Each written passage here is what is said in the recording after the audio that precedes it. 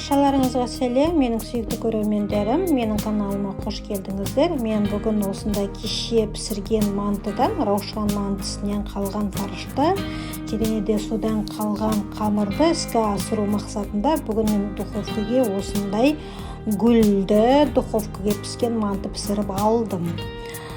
Енді шынтап келгенде оның бәрін түйіп отыруға маған уақыт болған жоқ, асығыс болғандығынан соншалықты өзімнің ойымнан осындай гүлді духовкаға піскен манты шығардым.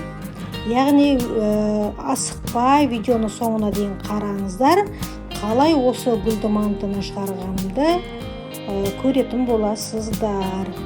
Енді бұл жай ғана өзімнің идеяммен бүге салдым, бірақ шындығына келгенде өте тамаша, сәнді, керемет духовкаға піскен манты болып шықты, достар. Мен кеше фаршты дайындап қойған болатынмын, кешеден қалған қамыр болатын. Артылып қалған, оны іске асыру мақсатында мен бүгін қалған мантылардың қамырын жайып, осылай домалақтап қалай бүксем екен деп ойлап отырдым дағы, қош бір осылай бүге салайыншы, уақыт жоқ менде деп алдымдағы жайып болғаннан кейін осылай, өйткені бұл кешегі қамырлар ғой, бүгін іске асыру керек болды маған. Алдымда өздеріңізге мінекей көрсетіп отырмын, ортасына осының етімізді, салмамызды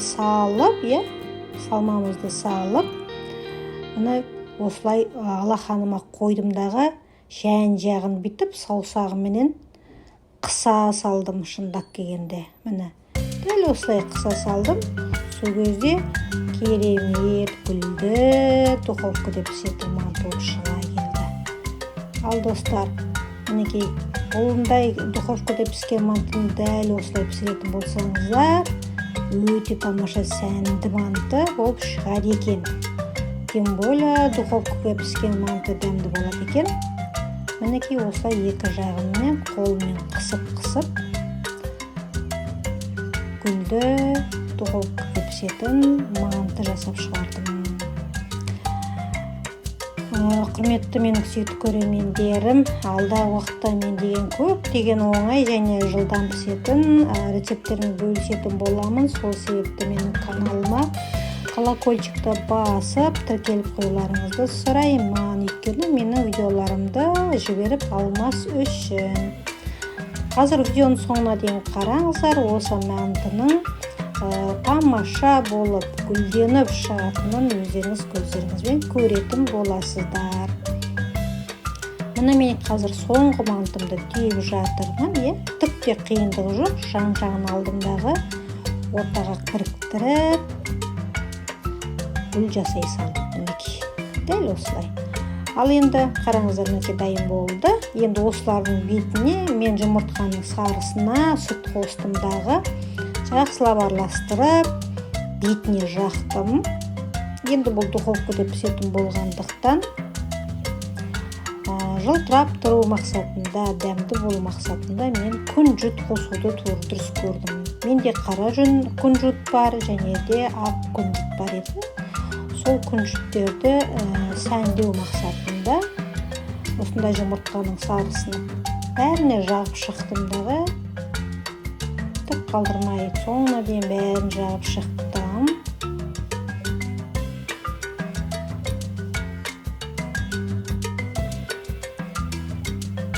Мінекей өздеріңіз көріп отырғандай тамашалап, енді мінекей бетіне қара күнжіт пен ақ күнжітті араластырып, осындай сәндеп шығара салдым. Енді бұны мен духовкаға саламын.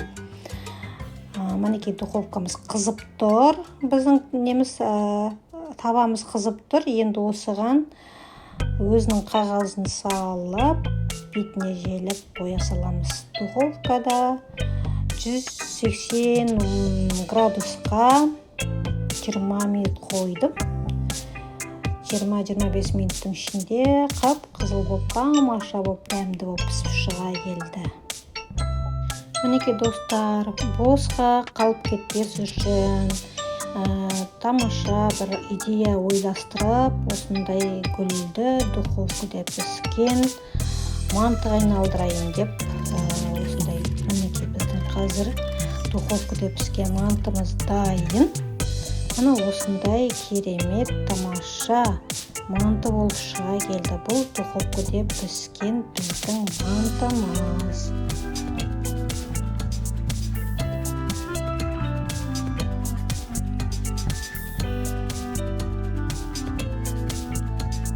Қарап отырсаңыз, столға қоя салсаңыз, тамаша гүлденіп, әдемі көрініп тұрады.